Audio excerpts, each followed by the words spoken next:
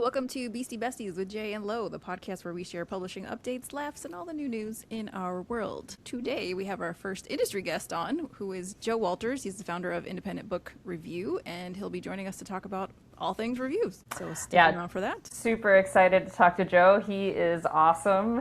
Absolutely. A lot of fun. So, yeah.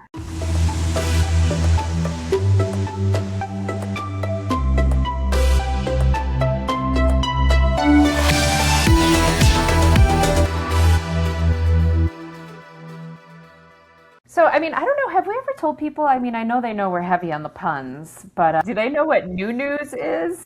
Probably not. I don't know. The new news are like, why are you repeating yourself? Like Gary Gnu, no Gnu's is good Gnu, or whatever he said. Yeah, new is another name for wildebeest. Wildebeest? Wildebeest. It's funny you said that because I actually said wildebeest. I was thinking about that yesterday in my brain. Everybody calls it wild beast. Wild beast. So I think we could go wildebeest. I like wild. Jessica loves wildebeest. Sweet. So it's great to see you again, pal. It's been a few weeks. So as some of you may know, I've had some family stuff happening. I may have mentioned on the last ep. So we have plenty of things to be grateful for right now. It seems. Would you like to start us off? Sure. All right. There's so many things, like you said, but we like to pull different ones out of the air, especially for the podcast. So it challenges us to think of more than just the regular health, happiness, and all that. So patience, I am grateful for patience, and that doesn't mean that I have it all of the time. I'm grateful for the times I do have it. So I got stuck in the airport and for the second or third time this year with storm and ended up with over 24 hours and no sleep. And yeah, I was grateful for the amount of patience that I was able to pull out, and then was really observant of the people who had none and admired those who had lots. So grateful for patience when we can get it. I'm also very grateful for pet adoption services. It's kind of a random one, but our friend Tiffany, she lost her dog a few weeks ago, and they went out and got a new one, and I'm just grateful. So it was just on my mind. You also have a friend named Brooke, I think, that has a pet adoption. Yeah, Third Space Coffee up in Bentonville, Arkansas. It's tied into a pet adoption center, so you can go get like a delicious latte or some sort of fancy schmancy coffee and play with puppies and kitties. It's amazing. Yeah, I need to get over there and see it now that it's done. I see the pictures from them all the time, and I'm like, oh, they have, I don't know. All dogs and cats and all that are cute, but like for whatever reason, their photographer of their animals is really good or something. It might be Brooke. She does it all. She does videography, photography. Brooke is the coolest. Right. Exactly. Yeah. And my third one is new friends, which, I've never even met Brooke, but I kind of consider her a friend. So new friends and associated friends. I met a new friend during my travels and getting stuck in the airport. And while I could have gotten my 4 hours of sleep instead, I talked to a new friend from Canada for 4 hours in the middle of the night. So I'm grateful for that for sure. And I also went to the ESRI conference last week in San Diego, and I made some other new friends there as well. So it was a week of new friends. So that's why I'm grateful for that this week. What? ESRI conference? That's a science one. Could you tell us a little bit more about that? So ESRI is one of the largest mapping companies in the world. So a lot of science and engineering, lots of smart techie people go to this conference. And so my other podcast, Environmental Professionals Radio, we were recording a live episode there. And it was actually the longest amount of time I've ever spent with Nick. And I learned a lot about him. Cool. Maybe that's why patience is my choice. Yeah, you say patience. I'm like, isn't that just a song by Guns N' Roses? Because I don't know what else it means. But the coolest thing about the ESRI, there was lots of cool things about the ESRI conference, especially seeing some people I hadn't seen in a while, making new friends, all of the cool work that people are doing. This maps save the world, literally. And being able to see how things relate spatially is so important to environmental causes, to how the train works, to see when your food's getting delivered, all this stuff. And so that's really awesome. But then Jack Dangerman is the owner of this company, and his wife Laura, and I know he's the coolest name, Jack Dangerman. Coolest name, but he is a billionaire, and he's like the nicest person. Like awesome. He's wonderful. He's getting up there, but he still shows up and does the opening presentation, and he goes around the conference and talks to people, and he throws a party. I've never been to a billionaire's party until last week, and it was like going to Disney World for the day. It was awesome. What? It was so cool. That's awesome. There's food everywhere, bands everywhere, music, street performers, food, all included. It was amazing. Absolutely amazing. It is so wild. I remember when I went to, back in my past life, when I went to that Halloween party at the Playboy Mansion, and all of a sudden, like, Wu-Tang showed up and was just playing music. I'm like, so this is how the other half lives. All right. Well, I'm not mad about it. Yeah, no, that's great. It's really cool that friendship kind of topped your list this week. It was really sort of all about that. I mean, mine as well. I don't know. Did you have anything else you wanted to add before I start busting into this? No, go for it. Okay, sweet. I am also grateful for humans. I went to, in the middle of going back to Florida to help the family, I went to this retreat in Mexico, which it was kind of like a, I don't want to say spiritual retreat, but we were doing breath work and shadow work and just sweat lodges and different ceremonies and things. And at first there's a group chat going and I was like, I don't know if I want to go. I'm not in the right headspace. My brother just died. Like, I don't want to bring the mood of the group down. I had the best time. I was really like, the glad we absolute went. best time. I know. There was 14 women. It was the most chill vacation I've ever been on. Claudia from Amarcy and Elizabeth from Cosmic Tea here in Denver could not have been cooler facilitators. Like, it was just absolutely the best. If y'all can ever go on an Alma retreat with these guys, two thumbs ridiculously high up. Could not recommend it more. I am also very grateful for Danny Gonzalez. Like, I don't know what my mom and I would have done without him. He helped plan Nathan's celebration of life and handled everything, you know, as far as getting the catering lined up, and he put on a slideshow, he put music to it, he put it together. It was perfect, and it was just really, really nice to see all the pictures and hear people's stories and things like that. And I'm going to go back to content because I know I talked about Widow's Bay last time. I'm really excited that there's some good TV and movies out there. Like, I just watched Michael and Project Hail Mary, and I loved them both. I don't like space. I'm very scared of space. It makes me nervous and anxious, so I never watch space movies. And I loved this one. It was awesome. So... That is awesome. Michael was awesome. I haven't watched Project Hail Mary yet, but Michael was It's really fantastic. good. I had just gone to the MJ Broadway too, and that was also awesome. Yeah, I mean, you know, as I said when we were talking, he was the first love of my life, my first crush. I mean, going through all these pictures with my brother, my Michael Jackson t-shirt game was on point back in the 80s. Like, I wish I could get them in my size now. They were really cool. But yeah, it was so good, right? And just... we watched a bunch of behind the scenes stuff too. If you haven't done that with Jafar, he's going to be on the cover of People's Sexiest and within the next 5-10 years. That kid is amazing, or young man, excuse me. He's fantastic. Well, we're of the age where we call everyone children and kids now. I know. Which I am grateful that we were of an age to be able to witness and enjoy Michael in his full glory, as well as Prince and others from the 80s. I mean, just the best. But yeah, seriously. to keep this thing rolling, intentions. It's always in time for intentions. We are keeping what are those? With our episodes. Yeah, what are those? I found this one from the actual retreat. It says at the top, our trip intentions, underlined like a little school kid. If it were mine, I'd have doodles in the corners too, like stars. Hearts. Yeah, so there's actually, I don't know if you could see that, but there is a little monster goobler thing there. Of course. So of course there are some very serious.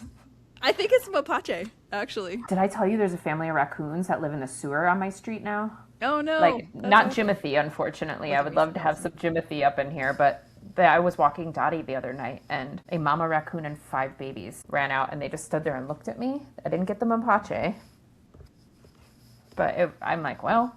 Awesome. And there's a skunk apparently on the lam in my neighborhood too, so I just have a little wilderness situation going on. Yeah. Guess you'll have to come over. Revisit this? Yeah, please. And then so we've talked about intentions a lot, and I don't know if we've actually gone through an actual full list, but this is where it started. And so spending, mindfulness, and acceptance. So that was about getting over fears of spending money. You're starting a business. You're going to spend some money.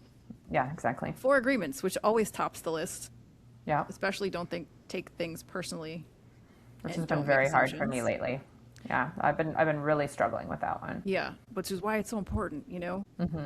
Morning grounding and anxiety checks. Yeah. Relationship with time. I think this is yours, causing your own chaos. To be fair, when we wrote that list out, I was causing my own chaos. Now the chaos is a little bit outside of me these days. So Right. Hurricanes. Then just be sometimes. Sometimes, not always just be. I'm doing sometimes. really well with that, oddly. And we actually have this twice. Be present and slow down. So clearly we were needing to just sit for a minute. Yeah. Eat fruit / drink mocktails. So that's how we were crushed going that to either mocktail game. eat our fruit or drink the mocktails, one or the other. Which we shared with the geckos. The other one was just shoulders. I think we both were just like hunching. So I don't know. Shoulders. This is my first grade picture. This is just really a great starter list for intentions for anyone who might need them. And then the last one was mapache. So that's what my picture was. Be strong and vulnerable. Yeah, because weren't we saying like raccoons do this when they tell you they want to be friends, and they do this when they're trying to look big and frighten you off? So we always said like mapache is kind of our buzzword for be strong yet vulnerable. Exactly. I like Exactly. it. You can be both. So And I think those are all pretty valid still. I mean, I'm doing I way better know. with my shoulders and just being, But but that's some of the the other thing. It stuff, doesn't ever. It's no. You don't like read a book and then you're good. Like the Four Agreements, yeah, I've read 1,000 times. You don't read it yeah, once and then you're like, okay, got that. Never taking anything personal ever again. It's not. yeah. Like in the Let Them theory, she says like you're gonna say it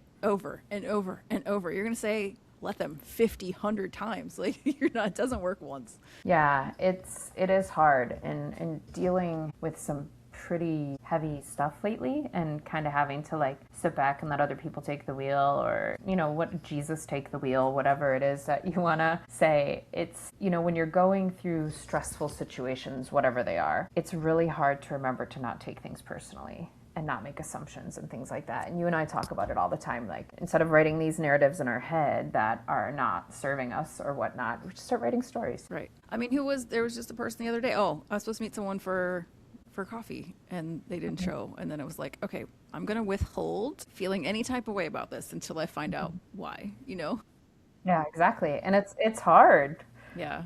It all especially comes when you're, down to ego. Our ego jumps up yeah, and say, what about me? How come they left me? Me. And yeah, it's really just like putting that little goblin to rest. yes, yes, yeah. I just wish I could put my goblin to rest before I scolded him and whatnot. Like, go to sleep. And then, all right, into our news and our authorpreneur stuff. We have some updates to the workshop. So we've had to kind of do a little adjustments. It is filling up, so there are spots available if you'd still like to join us in the Central New York area. And we had someone traveling to come who's not going to be able to make the travel. So I'm going to step in, and we're going to do 2 sessions on setting up your business and also your marketing plans. So if anyone tells you that these are blueprints that you can just follow from someone else, this is false information. We're going to work together on making plans that work specifically for you that still incorporate best practices from the industry. And as a multiple business owner, I hope that you'll appreciate the advice that I have to share with you because I've been through a lot and I'm ready to share it. I don't know how you balance it all. I really don't. I mean, and it's not like you're like doing, like maybe publishing and then book reviews. So you're like, no, I'm going to go over here and do science. I'm going to go over here and do a little behind the scenes movie work, so you've got a lot of hats, lady. Yeah, well, my I mean, ultimate not goal in literally. life is to have no regrets. And I feel like I want to explore all of these things. So if I don't do them, I might regret it one day that I didn't actually see what it's like to do this or that or the other thing. It's really interesting that you say that because I also had that mentality, but it was more like volcano boarding and Yeah, skydiving and stuff like that. And then I had to get some metal parts, and I'm like, oh, maybe right. slow it down a little bit. Like, ease off the adrenaline pedal a little bit there, Jess. You can Yeah, you can just be, as we learned in our intentions sheet. yes. However, we still need to ride some more horses. Ooh, That should yeah, be on yeah, my yeah. intention When list you come now. out here, come out in the fall. More horses. More And horses. so we still have Georgia Popoff, who is awesome, accomplished writer and a member of American Pen Women. She'll be speaking about imposter syndrome and mindset, which is critical. And then Roxanne Boysick will be coming and talking about table setups and vending and getting your brand together, which is also all critical things. That's the thing. When you become an author, you're not done. You've got so much Yeah, work to do. yeah. When I was speaking to Megan Davidson, her book is about to come out, a duet, she was like, there's so many things. There's so many things. And I'm like, yeah, there's so many things. You're going to be overwhelmed. But it's like anything. I mean, look at like your iPhone or whatever. Like, it can come out, it can be great, but it's going to require updates. Like, Yes. no matter what you are, you're going to have to keep pivoting or adjusting or, Yeah. like I mean, take that's some so spaghetti true. off Like, the wall. you can't think that you have to do everything all at once. Yeah, You've got to tackle something. And reviews is a great place to start. So we have more information coming up truly, on truly. I that. mean, yeah, exactly. I mean, it's like buying a house, It's like I can't get it exactly the way I want it right away. You just have to do a little bit here, a little bit there. I mean, and well, speaking of houses, do I hear someone knocking on the door? Is our friend here? I do believe we have a friend joining us. Hello, friend. Hey, hey. Hi, Joe. So this is Joe Walters. It's founder of Independent Book Review. And we met at AWP this year, which was super awesome. Joe came by the booth and chatted with us, and then we came over and talked about book reviews and what they do. So how about you give the audience the spiel on what you do? Sure, yeah. So I'm Joe. I started Independent Book Review in 2018. I used to work for publishing houses. I got my start for Inkwater Press in Portland, Oregon. And I was a marketing director, even though I didn't know what I was doing. So I was a reader, I was a writer, I had worked for literary magazines, and I just wanted a job in publishing, and I saw that they were hiring. And so I applied, got the job, and kind of learned on my feet how to get books read. And unfortunately, I just couldn't stay there any longer. I'm originally from Pennsylvania, and so I was running out of money, and so I just had to move home, but I didn't want to quit publishing. So I learned what I learned while I was there and just knew that indie authors, small press, self-published authors needed more platforms to get reviewed. And so I decided to start one. And so by now, 8 years later, we reviewed over like 2,400 books, something like that. It's been a really great run. We got 30 reviewers on the team, publish 2 new reviews every day, got starred reviews, bookshop, book lists, a couple newsletters. I just stay busy, and I keep talking about small press and self-published books, and it is a dream of a job. So yeah, it sounds like it. I mean, I can't tell you the last time I read an actual book, just because everything's besides for work, you know, when you get into it. Yeah. And it's I'd love to be able to get some more reviews out there. Yeah, I'm lucky enough to not have to read every book now. in the early aughts, I was reading everything. No matter what genre came in. And just a couple of years ago, I was like, I think I want to be done now. I think I want to choose what I read. And so now I dabble. I get to read what I want now, which is really sweet. And I send all the other books to my wonderful reviewers. That's awesome. That's Yeah. awesome. It's awesome. Do you take any genres? Is there a certain type of genre that comes in more often than others? Yeah, we take any genre. I usually recommend that people ask first if they have a really niche nonfiction genre. Yeah. So I've got 30 or 30 plus reviewers. I have them tell me what they're interested in at the beginning. They fill out a sheet for what they want to read and what they have experience in.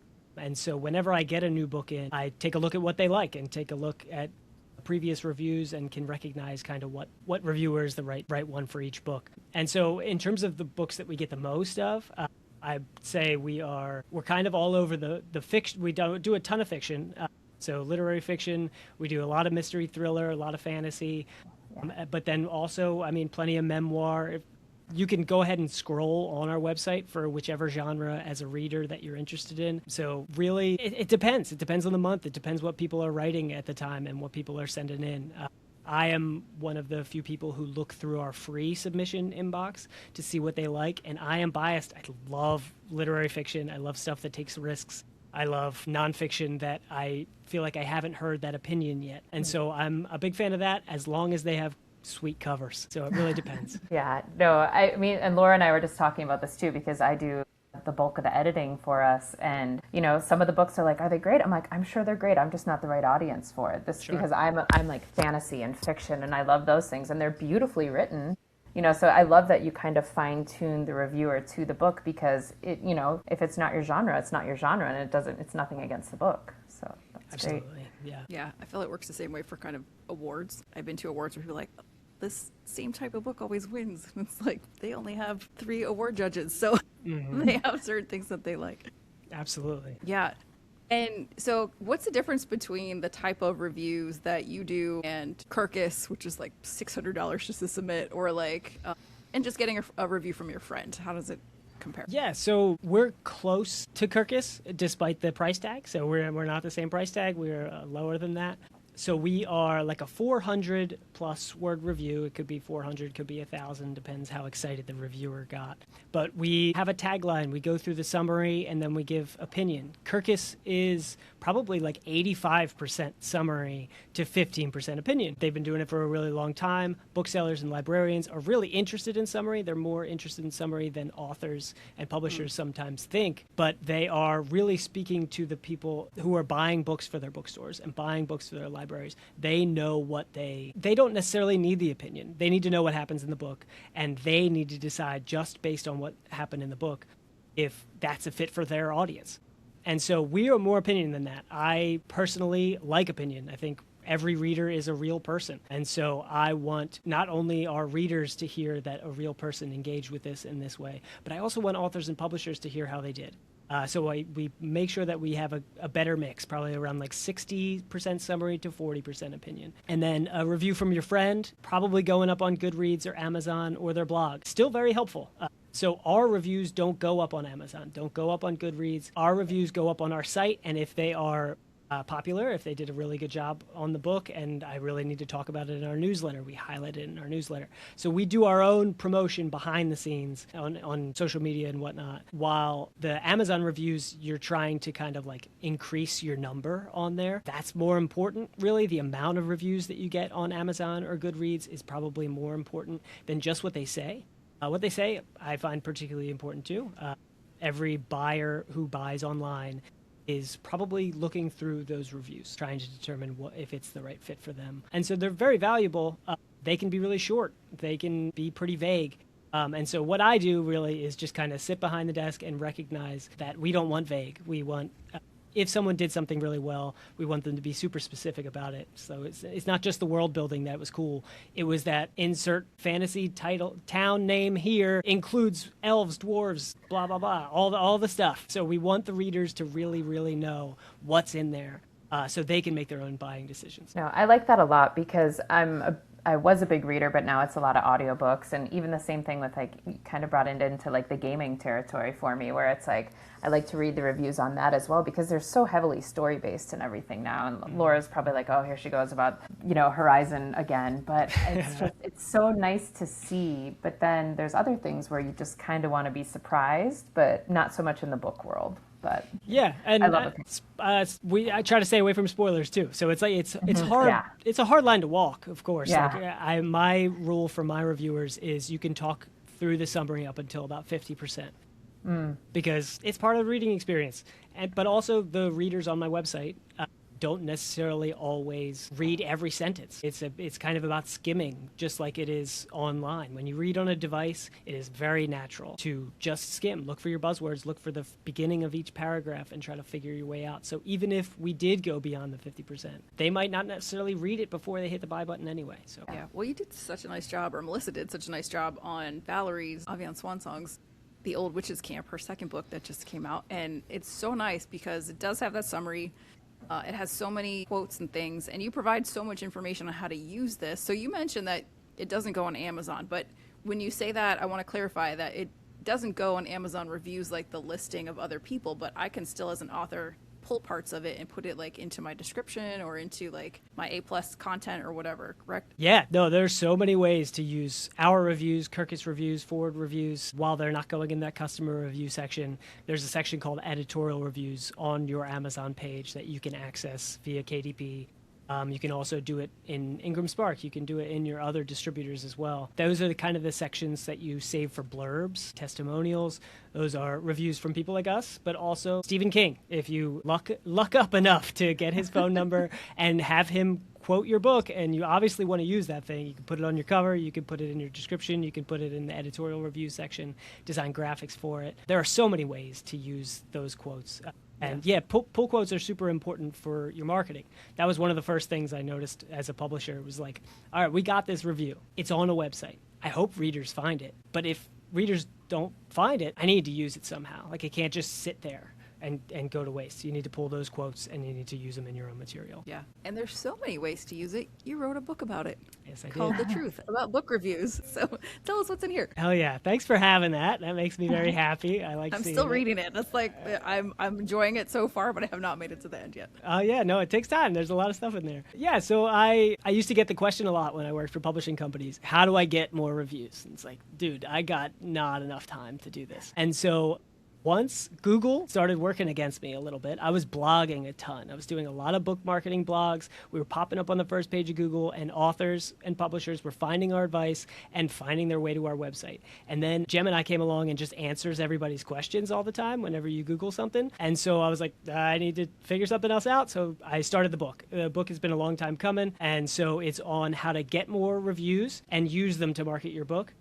But get more reviews is a little bit vague.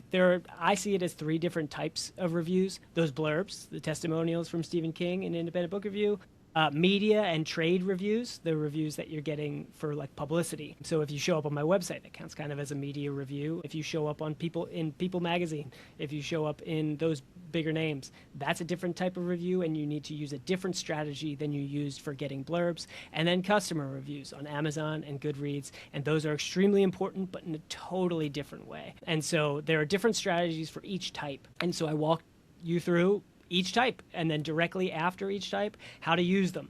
And then after that, I throw a bunch of tips at you. So like how to design graphics with your quotes, what you do with bad reviews, how do you get more good reviews, what do you do as an author with a small press as opposed to a self-published author. So there's just a bunch of stuff in there for my exact type of book marketing. I mean, I started doing the whole thing when I was smaller and had less gray hair, and now I'm so invested in book reviews that I get so many books in my inbox every day, and I have to make the decision on which ones we should cover for free, but also how these books stand out in the first place. So I talk about the importance of covers, the importance of descriptions, the importance of getting blurbs even before you pitch me. So there are so many different things that go into making someone say yes. And so that's what my book about. I also like, too, because you have the book that anybody can purchase.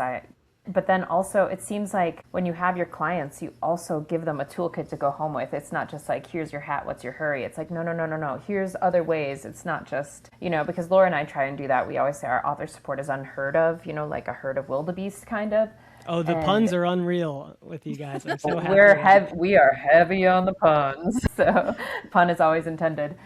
But yeah, it's nice when you can just go like, okay, here's some resources. Yeah, great. You have your product. Now what do you do with it? Because it's like, all right, my book is written. Now what do I do? Yeah. So I think that's invaluable. And there's so many pieces of advice out there. I mean, you just got to figure out who to trust. So yeah, one of our authors has just learned that her book is going to be published quite soon, and so she's full of questions. So I had a chat with her yesterday, and one of her biggest questions is reviews. She's published 2 books before, but a very long time ago. And her questions were, where do I get them? How much do I pay for them? And that basically, was able to tell her, well, we have these resources now in our library for our authors to go look at all of the wonderful advice that you've provided on how to do this. So I was like, okay, well, go read all that stuff that's there, come back to me. But basically, reviews are important. This is, one of the key things. So I think what you're doing is so important for authors. But can you speak to that a little bit from the many years you have in publishing? Because I'm really not sure that they really understand when we tell them like your number one goal when you first get published, aside from just like selling whatever, get reviews. Yeah, they're important for different reasons. So everyone always thinks about like you get a review, you get a sale. That's kind of the most obvious way to think about it. But it's not necessarily exactly correlated. Sometimes you get a review in an outlet, someone reads that outlet, they hit buy. Best case scenario, absolutely. But really, reviews pile up over time. They increase your validity and recognition. If you're using it in your own newsletters, in your own social media, and you're saying, I got this review today. Awesome. That is one way that they can find you, and they can see that you are being talked about by real readers and that your book might be worth it to them. They might not hit buy that time, though. And so that's when you get the next review and the next review and the next review. And so you got to kind of pile them up over time and use those pull quotes, throw them on your Amazon page or throw them on your website. And when someone is wondering if they should buy your book, they're not only paying attention to those editorial reviews. They're not only paying attention to the customer reviews, but it is playing a part. So you might not see the exact correlation every time somebody makes a purchase. Every time you get a review, you might not see the exact correlation that, okay, review equals sale. But it could have played a part. It has to be all of the pieces at once. So your cover has to be awesome. It's always the first thing I lead with. The description has to be awesome. It has to really speak clearly, especially if we're talking nonfiction. It needs to be answering questions for them. It needs to be telling them that their problem is going to turn into a solution after your book is read. And then the reviews count too. The customer reviews especially. The number needs to be building over time. It needs to be someone visits your Amazon page in July. There's 4 reviews on it because your book just came out. That's fine. We haven't built them yet. When they go back in August, after you hit them again with another piece of news, if it has 20, it's like, oh, people are reading this right now. And so that increases your chances too. And so I like it from the sales standpoint. I do think it makes a difference, even if you don't see it directly, but also it just helps on your author journey. How many times can you go into a bookstore and overhear someone talking to another reader that this book, your book, is worth reading? It is really valuable information from reader to reader that you just get to kind of sit back and watch happen. You are not a part of this like editorial feedback. No, it's reader to reader. This is the stuff that matters to them. And so you get to learn about yourself, your book, the way you marketed your book, and you kind of get to adjust it as time goes on. If you realize that you're marketing to one specific aspect that actually isn't what most reviewers are talking about, maybe you can go back into that description and maybe you can see that like, oh, this could be my selling point. Maybe I got it wrong the first time, or maybe I was just in a different avenue, and now I can try to switch it and test those things. So it really just teaches you about how you did. I'm not saying that like the reviewer is right. The reviewer is not always right, but I'm saying that they're real. And they have real opinions, and that was their reading experience, and it's genuine.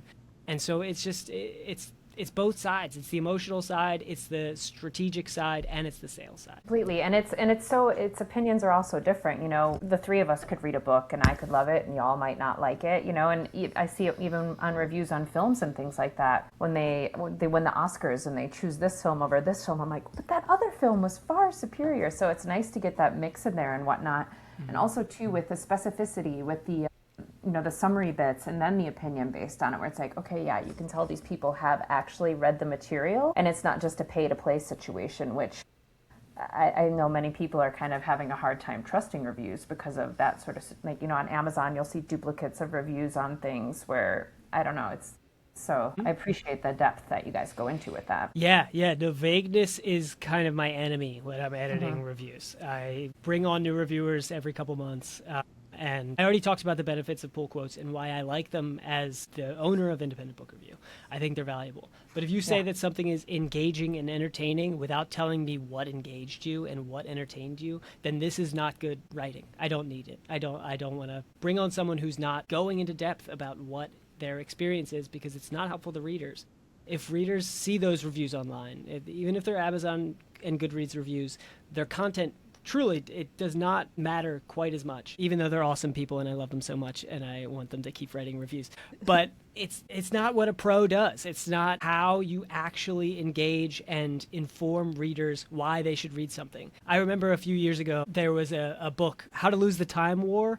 Did you guys were you on Twitter at all in like 2019, 2020? I've avoided Twitter as hard as I can most of my life. Same. Good. First of all, I did not have a great time, but I stayed anyway. How to Lose the Time War. There was this guy who wrote the shortest review in the universe. I mean, it was on Twitter, and it was like, don't read anything about this book. Just go get it. And it went viral. It was like this ginormous sale. People started liking that book, and I'm very happy for it. But it didn't go into detail. I read the book based on the thing. I was like, all right, people love it. Like they love it so much that they want to try it, and it's like, I'll read anything. I read it, and I didn't like it. But I could have figured out that I didn't like it if the detail was there. And so that's what I want to do. I want to be really honest. I want to be really clear to readers what they're getting into without giving them all of the spoilers. So I think it's an important job. Yeah, heck yeah. Back to movie reviews. If you tell me it's a musical up front, I will thank you. Not Wicked? You don't like Wicked? I'll die on the Wicked I've never seen hill. it because I just assume. Man. I'm sorry, have you seen Grease 2? I have not. When we had Should our I? book club, Don't ask I'm any always the questions. cynic. Don't read any reviews. Just Okay. buy it. Okay. No. I'm always a cynic. When we had our book club, we'd have 8 readers reading a book, and I was the one who was like, nah, I don't like it. Which is the importance of many reviews. I think, you should, like, if you have 50 reviews and they all say 5 stars, I'm going to start questioning, Absolutely. It's not likely that every single person is actually a fan, right? Truly, yeah. I mean, I run around town recommending Name of the Wind to anyone that even dips a toe in fantasy. I think it's like the greatest book ever written, and I recommended it to someone that we have very similar tastes, and she said, I hate it, I couldn't get through it. And I was like, oh, but how? Are you sure you read the right book? So it is. We have such strong feelings and attachments. Mm-hmm. Yeah, they're books. Yeah. Can you talk about the timing of the reviews? Like, when should an author be looking to come to you to get this type of review? Yeah, I'm flexible. I am a big fan of if it is good for a reader at any time, then it is a good time to review it. I'm personally don't mind if we receive it 6 months in advance. If you are doing that type of like research, who's taking books for review in media platforms, and if you're looking for blurbers, which means that you're looking early to put it in your marketing material for your like launch week and everything, I'm cool to see those things. Many other platforms like mine do require that you reach out to them months in advance. So if you are a new author, your book's coming out in 6 months, it's time to start looking at who takes books for potential review, because you could miss those deadlines. And it's not a huge deal if you miss the deadlines. Like if you were 3 months out, if you're a month out, if your book is already out, yes, it means that you didn't get a review from them. They're not going to accept it just because your book is special. But there are platforms like mine. Like I am very flexible.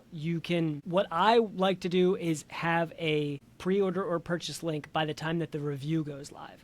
But we can write a review 6 months before the book is out, and do it in 5 weeks, do it in 2 weeks, whatever you want. And then I tell you, give me the link when it's ready. So I won't publish it on my site unless it has a way for my audience to buy it. And so that is a lot of the time when people start doing their publicity too. So like if you want to get on a podcast, it's beneficial to have a link in some way, usually from a notable source that people buy books from, to have that link available. And so 3 months, I think, is usually a pretty good time to start, because that way you get our review in 5 weeks, and then it enters a queue of about a month long. It depends where we are, how many reviews are before yours.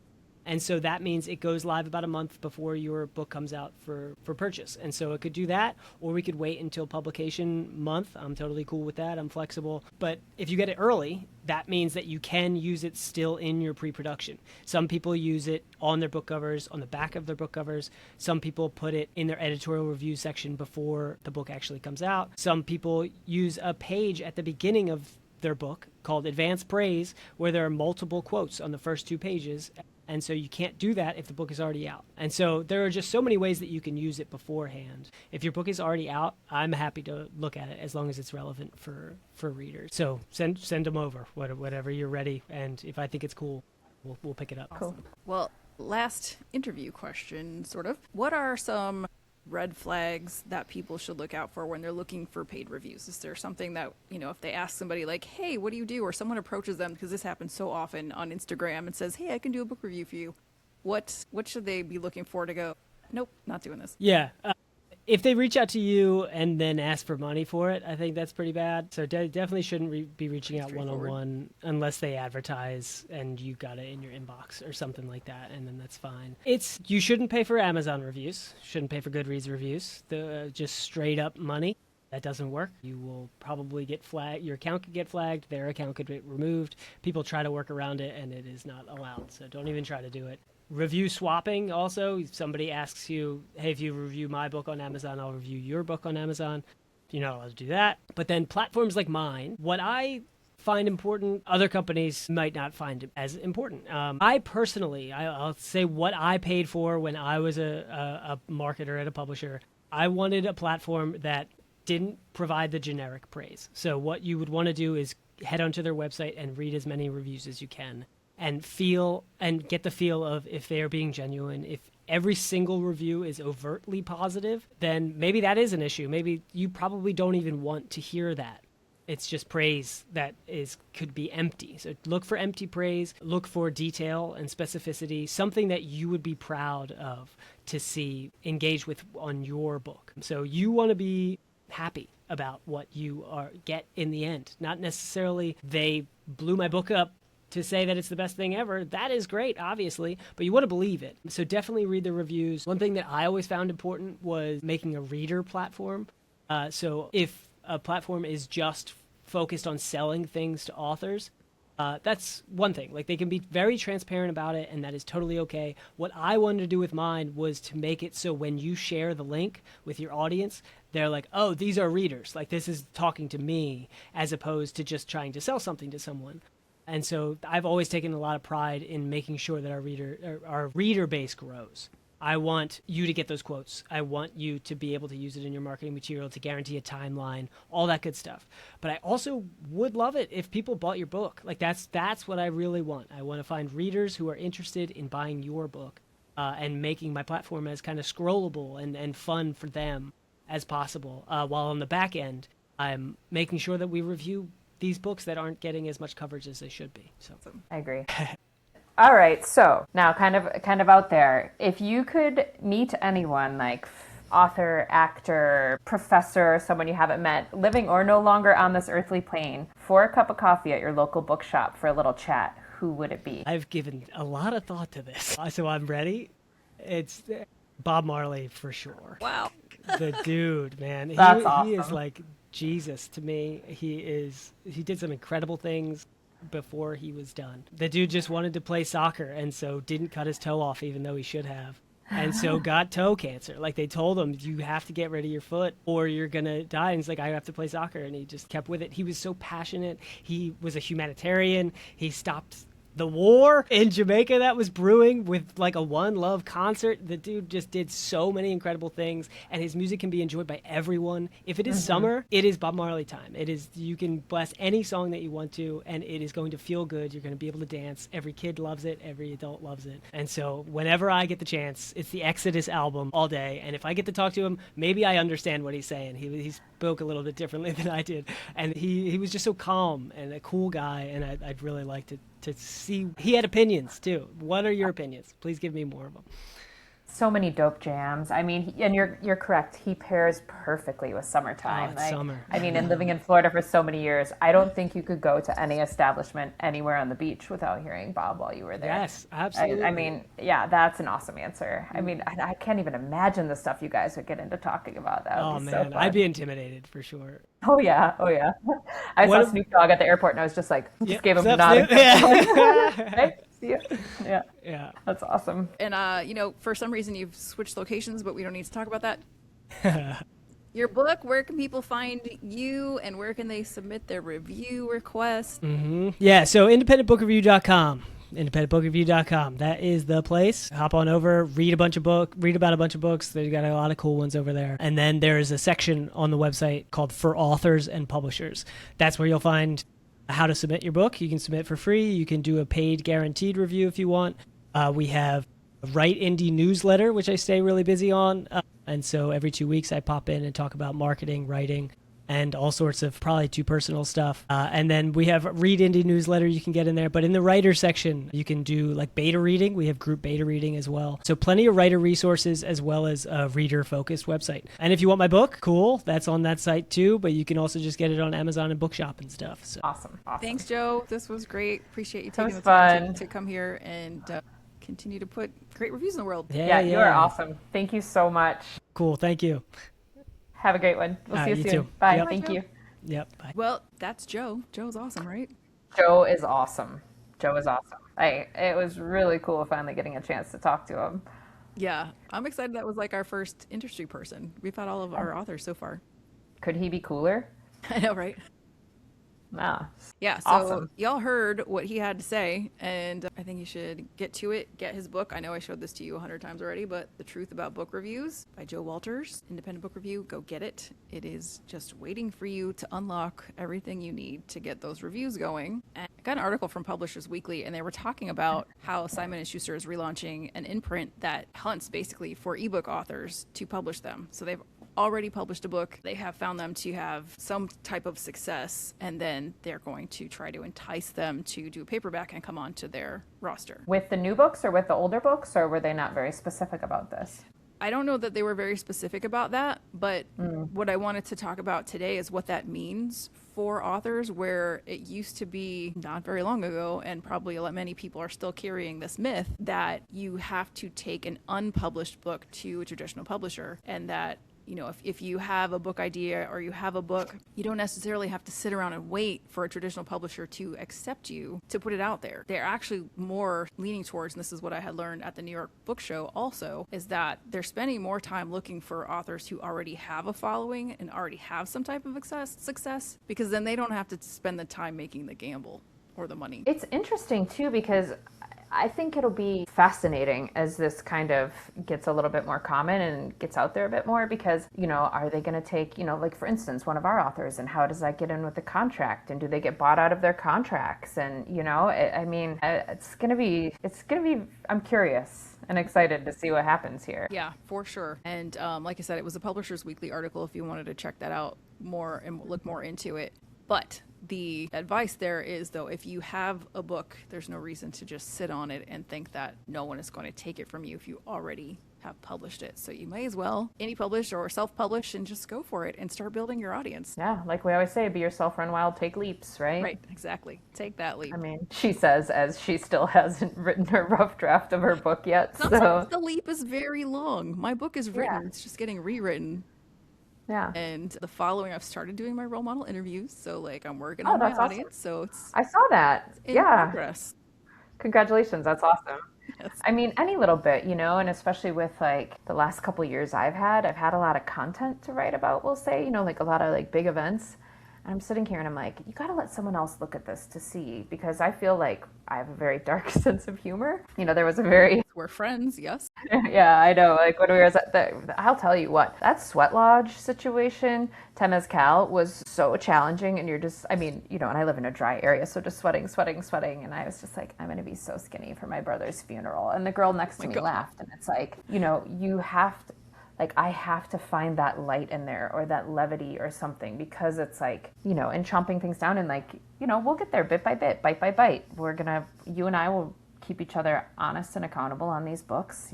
It's very hard for me to share my writing. So I appreciate when you give me an eye and an ear and a little, you are truly the role model in that, where you're like, no, this is really good. Your writing is going to help a lot of people one day, just like yours does, It's like, you don't have to be Jenny Lawson, who I love. Yeah, well, Jenny Lawson didn't start off. Her name was Jenny Lawson, maybe. I don't know if that's her real name. But nobody I just have seen yesterday the videos that are going around, probably have been going around, but finally made it to me, of Morgan Freeman on Electric Company show from when we were little children's. And everyone starts somewhere, and nobody, anyone that you admire, anybody, unless they were born into wealth or something like that, most people start from the very, very beginning or bottom, and their first movie was horrible. I mean, Two Guys, a Girl, in a Pizza Place. Does anyone really even remember where Ryan Reynolds started?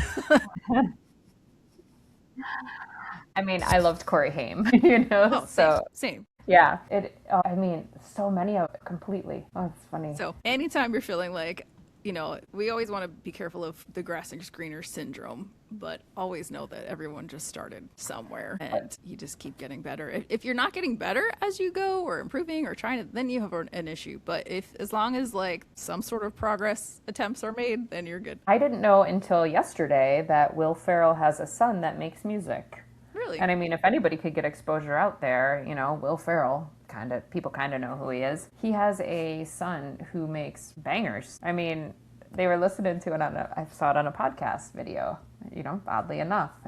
It's really good. That's awesome. Well, this is our second month that we have not had a Beastie Besties story to share, which makes me pretty sad. Yeah, come on, you guys, talk about your friends. I know, right? Celebrate your besties. Let's go.